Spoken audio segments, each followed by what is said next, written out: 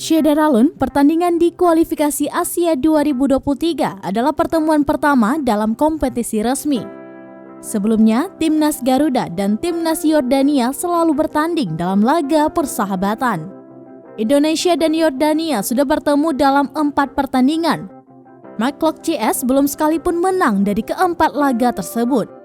Pertandingan tersebut selalu dalam laga international friendly alias persahabatan.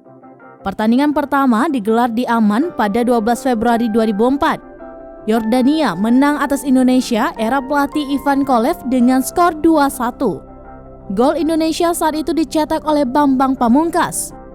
Laga kedua digelar di Amman International Stadium pada 27 Agustus 2011. Yordania unggul dengan skor 1-0.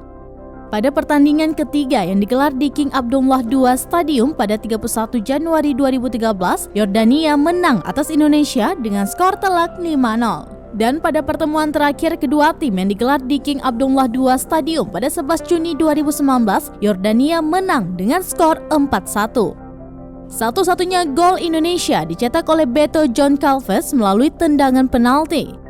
Ini adalah pertandingan di kompetisi resmi kualifikasi Piala Asia 2013, di mana kedua tim harus ngotot untuk bisa menjadi juara grup atau setidaknya menjadi runner-up terbaik.